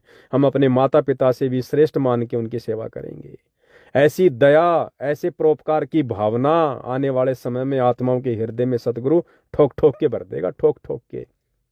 खुद के सगे बेटा बेटी भी माता पिता की वो सेवा नहीं कर पाते जो सेवा परमात्मा अपने भक्तों के माध्यम से उन आत्माओं की करवा देगा जिनके आज कोई संतान नहीं है। ये तो बहुत आगे की बात है, हमने तो विचार भी नहीं करना चाहिए इन बातों के ऊपर, विचार भी। ये परमात्मा है, समर्थ है, ना जाने क्या से क्या कर दे। तो बहन देखो, अब ये आपका अपना फैसला है, आपने शादी या रमेणी करनी है या नहीं करनी है, किसके साथ करनी है, कहाँ करनी है, ये आपका अपना फैसला है। मैंने आपको जो भी बातें बताई हैं पूज्य गुरुदेव भगवान के ज्ञान आधार से बताई है। निष्कर्ष यही है, यदि आपको साथ संगति से जुड़कर ये ज्ञान समझ में आ गया है, और यदि आपका लक्ष्य केवल अपनी आत्मा का मोक्ष करवाना है, तो बहन जी ये शादी विवाह वाली बकवाद इस मार्ग में नहीं चलेगी। शादी विवाह वाली बकवाद का मतलब है, भले आप रमेणी कर लो, भले शादी कर लो, मैं उसके विरोध में नहीं हूं, लेकिन रमेणी या शादी करने के बाद और इस समय साथ संगति से जुड़ने के बाद यदि फिर आप लोगों ने एक दूसरे को पति पत्नी की नज़र से देखा, मन में कोई दोष प्रकट हुआ, या गलती से आप लोगों ने शारीरिक संबंध बना लिए, तो बहन फिर मामला बिगड़ जाएगा, फिर मौका नहीं है। देखो, जो भाई बहन अभी सतलोक आश्रमों से जुड़े हैं, साथ संगति का उनको ज्ञान नहीं है, वो जुड़ नहीं पा रहे हैं, वो भले लाख गलतियां कर दें, जब तक वो साथ संगति से नहीं जुड़ते हैं उनकी गलतियां परमात्मा माफ करेगा। लेकिन साथ संगति से जुड़ने के बाद, हर एक बात का पता लगने के बाद, इस ट्रेनिंग सेंटर में आने के बाद यदि फिर हम ये गलतियां करेंगे बहन जी, फिर हम मोक्ष की उम्मीद कतई ना करें। फिर चाहे जी भर के बकवाद कर लो, कोई दिक्कत नहीं है, परमात्मा आगे और जन्म दे देगा, फिर आगे और बकवाद करते रहना, वो आपकी अपनी मौज। बाकी आप ये सोचकर, आपके मन में अगर कहीं ये शंका है कि भाई आगे चलकर मेरी अकेली का क्या होगा, मैं अकेली क्या करूंगी, मेरा जीवन गुजर बसर कैसे होगा, तो ये भी ज्ञान की कमी है बहन जी। अरे राबिया की कथा सुनी होगी आपने। राबिया शादी नहीं करना चाह रही थी, लेकिन राबिया के माता पिता ने ज्यादा दबाव डाल दिया।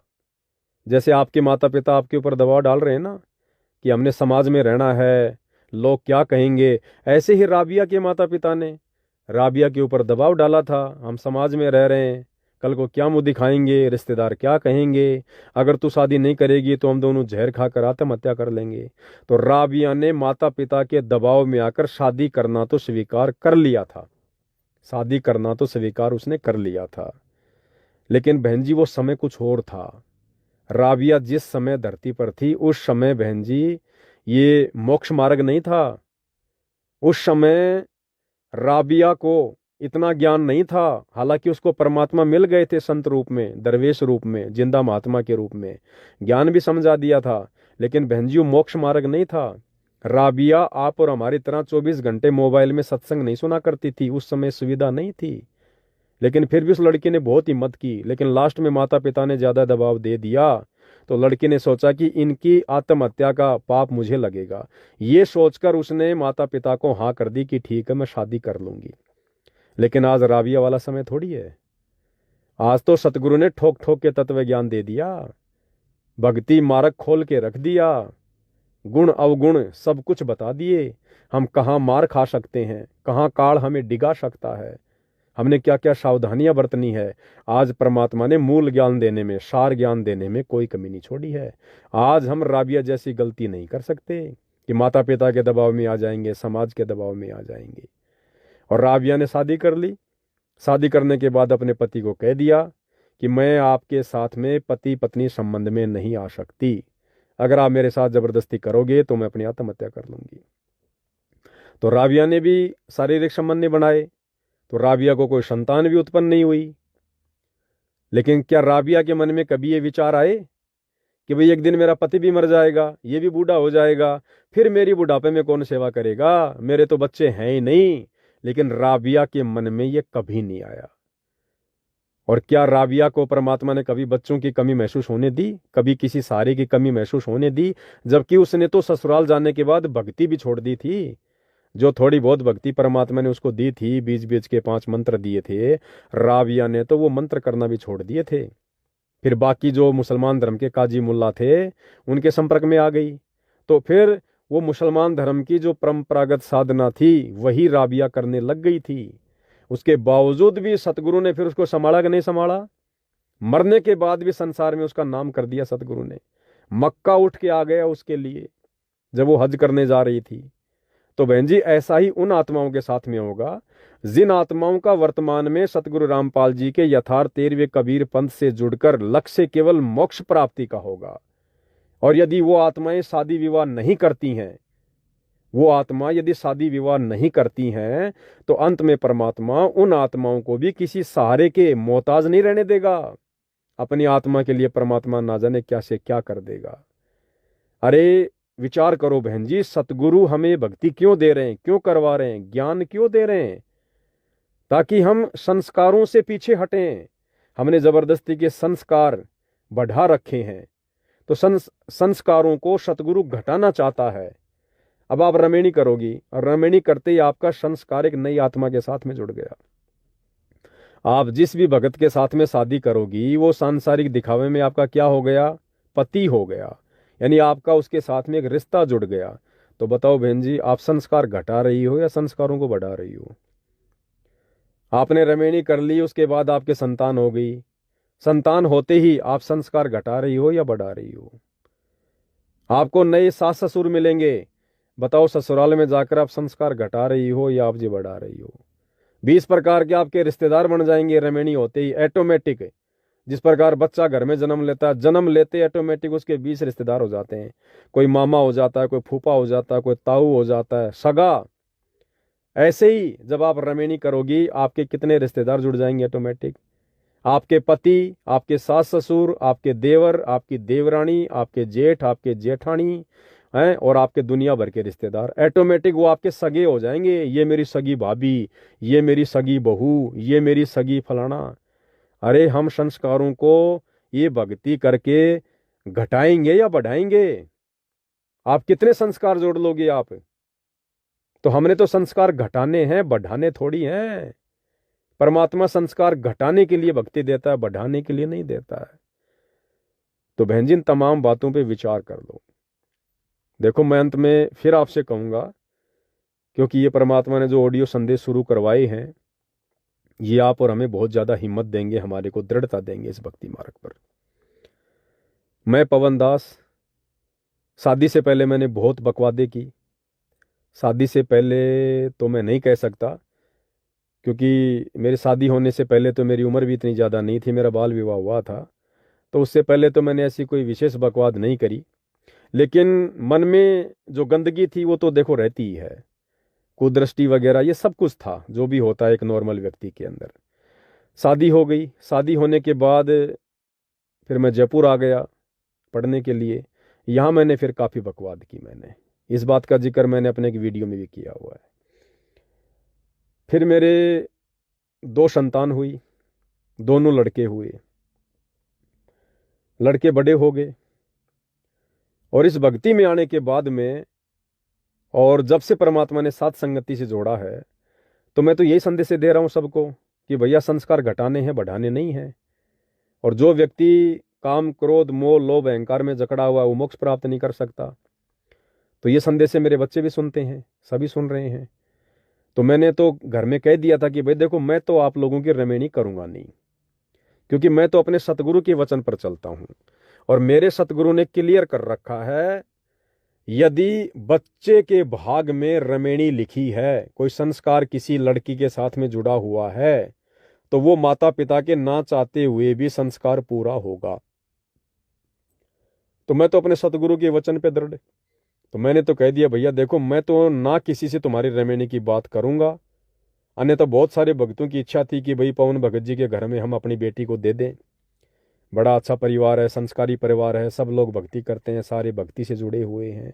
या मैं पवन दास किसी भी भगत भाई को ये बात बोल दूं जिसकी लड़की शादी के योग्य है, वो मना नहीं करने वाला था। लेकिन मैंने कभी किसी के सामने जिक्र नहीं किया। और इस बात के चलते, थोड़े बहुत भय के चलते, सामने वाले ने भी मेरे से कोई जिक्र नहीं किया कि पवन भगत जी तो दिन रात ये संदेशा देते हैं कि भाई इन बकवादों से दूर हटो, तो हम भला इनसे कैसे बातें करें। तो मैंने तो ठान लिया था, और मैंने बच्चों को भी बोल दिया था, भैया देखो, मैं कोई बातचीत नहीं करूंगा। लेकिन अब मेरे लड़के का, मेरे बड़े लड़के का संस्कार जुड़ा हुआ था भाई। परमात्मा की कहावत यहां सिद्ध हो गई। वो अपना ऑनलाइन, जैसे भी आजकल आप देखते हो सोशल मीडिया के ऊपर, जो है किसी लड़की से संपर्क हो गया, आपस में इनकी बातचीत चल रही थी, मुझे इन बातों का पता नहीं है। वो लड़की भगत समाज से नहीं है, वो जगत से है। इनका आपस में कोई बातचीत हो रही थी। तो ऐसे ही एक समय लड़के ने मेरे से बोलना भी चाहा, लेकिन मैंने उसकी बात को अनसुना कर दिया। एक समय फिर ऐसा आ गया, ये अभी तकरीबन 1.5 साल पहले की बात है, 1 साल पहले की बात है। लड़का अचानक से मेरे सामने आया और बोला, मुझे 1000 रुपये चाहिए। तो मेरे पास तो सेवा के पैसे थे। तो मैंने कहा, भैया किस लिए चाहिए? तो इसने कहा कि ऐसे ऐसे वो लड़की अपने घर से निकल चुकी है और वो बस अड्डे पर बैठी है और उसके पास में किराया नहीं है। तो मैंने कहा, भैया मैं तुझे 1000 रुपये नहीं दे सकता, ये पैसा मेरा नहीं है, ये पैसा सेवा का है, ये पैसा संगत का है। और यदि मैंने संगत के इस सेवा के पैसे में से तेरे को 1000 रुपये दे दिए और तू वो काम करने जा रहा है जिस काम के लिए मैं संगत को मना कर रहा हूं, तो ये पैसा मैं तुझे नहीं दे सकता। मैंने लड़के को मना कर दिया। मैंने कहा भाई तू कहीं और से अपना इंतज़ाम कर ले। एक आध भगत का मैंने उसको नाम बता दिया कि आप उस भगत से ले सकते हो। तो लड़के ने उस भगत को फ़ोन किया, उससे पैसे लिए, वो पैसे उस लड़की को भेजे।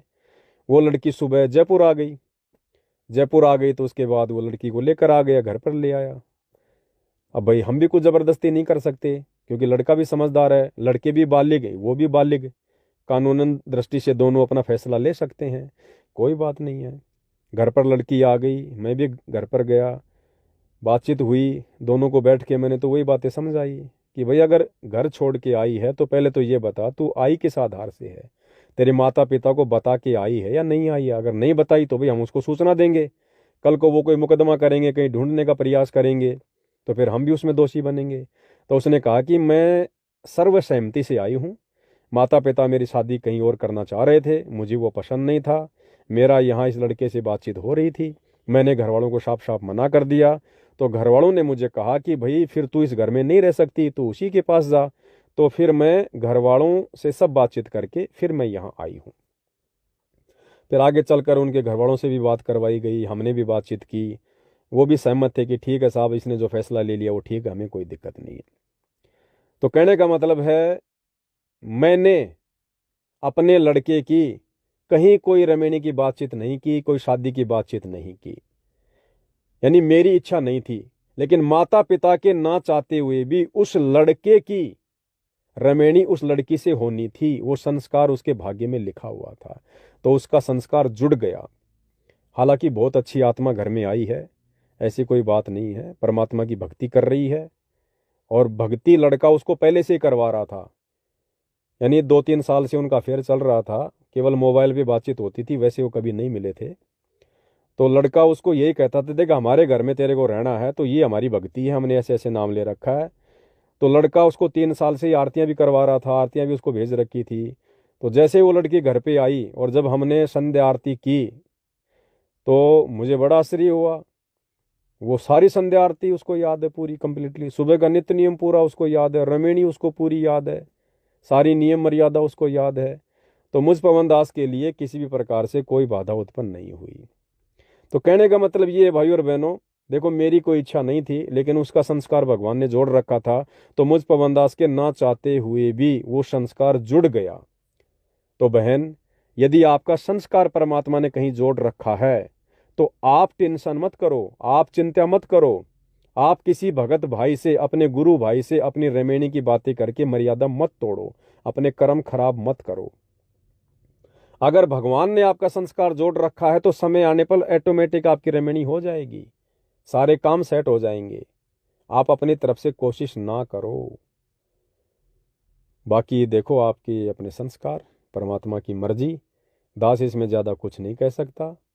दास ने वही विचार आपको बताए हैं, आपके सामने रखे हैं, जो गुरुदेव की शिक्षाओं में है, जो गुरुदेव की मर्यादाओं में है। बाकी भाई मोक्ष प्राप्त करना है, वास्तव में अपना आत्म कल्याण करवाना है, काल के बंधन से छूटना है, तो सतगुरु कभी भी सीधे सीधे शब्दों में नहीं कहेगा कि इस पंथ में रमेणी मत करो। अगर सतगुरु ने यह नियम लागू कर दिया, जो कि सर्वप्रथम लागू करने योग्य है, अगर सतगुरु ने यह नियम लागू कर दिया होता तो हम तुच्छ बुद्धि जीव कभी भी सतगुरु की भक्ति को स्वीकार नहीं करता कि ये नया बाबा आ गया, ये तो कह रहा कि बच्चों की शादी भी मत करो, शादी विवाह मत करो, बच्चे पैदा मत करो। तो भैया सतगुरु ने क्या करना है क्या नहीं करना है, अपने सत्संगों में सारी बातें उन्होंने वाणियों के माध्यम से बिल्कुल लिखी हुई हैं, बता रखा है, केवल हमने समझने की देर है। अरे असंख्यों युग बीत गए हमारे को ये बकवाद करते हुए, बच्चे पैदा करते हुए। परमात्मा कहते हैं ये आवन जान बखेड़ा, यहाँ कौन बसावे खेड़ा। अरे हमारे नाम के ना जाने गांव के गांव बसे हुए हैं, शहर के शहर बसे हुए हैं हमारे नाम के। जिन जन्मों में हमने शादियां कर करके बच्चे पैदा कर करके हमने जो काल का भोजन तैयार किया था, आज हमें याद भी नहीं है, और हमारे नाम के गांव बस रहे हैं, शहर के शहर बस रहे हैं। क्या कर लिया हमने वो बच्चे पैदा करके? मरने के बाद हम गधे बने, हम कुत्ते बने, सूअर बने। क्या वो उन बच्चों ने हमें बचाया? किसी जन्म में हम सेठ थे, हम राजा थे, हमने कितनी शादियां की, कितने हमने बच्चे पैदा किए। अगला जन्म हमारे को ऐसे गरीब के घर में मिल गया, हमारे ऊपर जन्म लेते ही जो है माता पिता का कर्जा हमारे सिर पर आ गया। क्या वो पिछले जन्म वाले बेटा बेटी क्या हमारा कर्जा उतारने आए? पता भी नहीं। तो भाई और बहनों, ये झगड़े, ये लफड़े हमने असंख्य युगों से असंख्य बार किए। इनका रिटर्न क्या मिला? हमें इनका प्रतिफल क्या मिला? हमें इसका फायदा क्या मिला? वो चीज देखो। तो ये जो जन्म है, ये जन्म तो हमने अपने आप को जीवित मारना पड़ेगा, जीवित मारना पड़ेगा, हमने जीवित मरना पड़ेगा हमने। जैसे गुरुदेव भगवान कहते हैं ना कि कोटि शीश तूने दे दिए यमराजा की फेट, कि हे नादान प्राणी, तूने करोड़ों मनुष्य जन्म बर्बाद कर दिए इस काल के चक्कर में पड़कर, इसकी बकवादों में पड़कर। कोटि शीश तूने दे दिए यमराजा की फेट, एक शीश देकर देख ले सतगुरु अपने की भेंट। गुरुदेव कहते हैं एक शीश तू प्यार प्रेम से, स्वयं की इच्छा से, इस ज्ञान को समझकर अपने सतगुरु के चरणों में भेंट कर दे। शीश भेंट करने का मतलब है मर जा, जीवित मर जा, आशा तृष्णा खंड कर दे, इस ज्ञान को आधार बनाकर कि असंख्य जन्म मैंने इस काल के लोक में बर्बाद कर दिए, ये ब्याह शादी करके, ये बकवाद करके, राजनीतियां करके मुझे क्या मिला सिवाय लक 84 के नरक भोगने के। और एक शीश यदि मैं आज अपने सतगुरु को दे दूंगा, यानी उनकी शिक्षाओं पर चलते हुए जीवित ही मर जाऊंगा, तो मेरा एक ही जन्म में सतगुरु उद्धार कर देगा, मेरा मोक्ष कर देगा। और वैसे भी भाई और बहनों, ना तो किसी शास्त्र में लिखा हुआ, ना ये विज्ञान कह रही कि यदि आप शादी नहीं करोगे, आप स्त्री के साथ बकवाद नहीं करोगे, सेक्स नहीं करोगे तो आप मर जाओगे या आपके शरीर में फोड़े पड़ जाएंगे। कहीं लिखा हुआ है क्या? साइंस तो उल्टा ये कहती है, यदि आप अपने पुरुषार्थ को बचा के रखोगे, आप अपने शुक्राणुओं को यदि आप जी बचा के रखोगे, आप तो लंबा लंबा जीवन जियोगे, तंदुरुस्त तो आपका शरीर होगा, मस्तिष्क आपका मजबूत होगा, अच्छे विचार आएंगे आपके अंदर, शरीर में रोग नहीं होगा। विज्ञान तो ये कहती है। और वैसे भी भाइयों और बहनों, असंख्य जन्म मिले हमें, असंख्य जन्मों में हमने हर प्रकार के जन्म पाए हैं। हमने जो है नपुंसक के भी हमने जन्म प्राप्त किए हैं, हमने किन्नर के भी हमने जन्म प्राप्त किए हैं। बताओ उस समय फिर क्या हुआ होगा? तो ये सोच लो, ये जन्म भी हमारा किन्नर का ही है। इस भक्ति मार्ग में आने के बाद पहले चाहे हमने कितनी बकवाद कर लियो, ये जन्म भी सोच लो हम हिजड़े हैं, हिजड़े, हम किन्नर हैं, हम किन्नर। ये सोचकर ही सतगुरु के चरणों में पड़े रहो, इस मन की बकवादों से दूर बने रहो। बाकी भाई बकवाद करने वाला ना आज से पहले कभी पार हुआ, ना आगे कोई पार होगा। ये सतगुरु ने बिल्कुल क्लियर कर दिया, क्योंकि काल ने यही बकवाद करनी चाहिए थी, की भी नहीं थी, ये बकवाद करनी चाहिए थी। और इस बकवाद को करने की जब उसके मन में आई, उसने प्रयास किया, तो सतगुरु ने सतलोक से धक्के देकर निकाल दिया।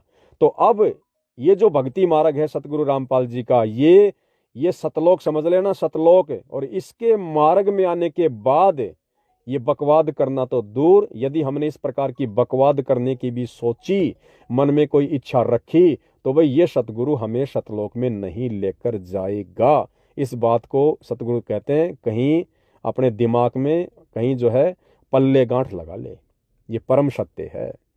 तो भाइयों और बहनों, परमात्मा जी के आशीर्वाद से ज़्यादा कुछ कहूँगा तो संदेश लंबा हो जाएगा। कहते हैं समझदार को संकेत ही काफ़ी है।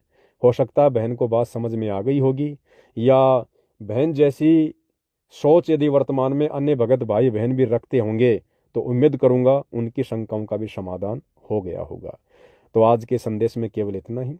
आगे यदि किसी भगत भाई की कोई शंका है तो निसंकोच मुझ पवन दास को इसी फेसबुक पेज 90 डिग्री के माध्यम से मैंने आपको जो मेरे मोबाइल नंबर दिए हैं व्हाट्सएप के 8769548494, आप अपनी कोई भी शंका निसंकोच होकर भेज सकते हैं। किसी भी प्रकार की शंका हो, गुरुदेव भगवान के आशीर्वाद से जितनी मेरे को सद्बुद्धि प्राप्त है, अवश्य मैं आपको उसका जवाब देने का पूरा मैं प्रयास करूँगा।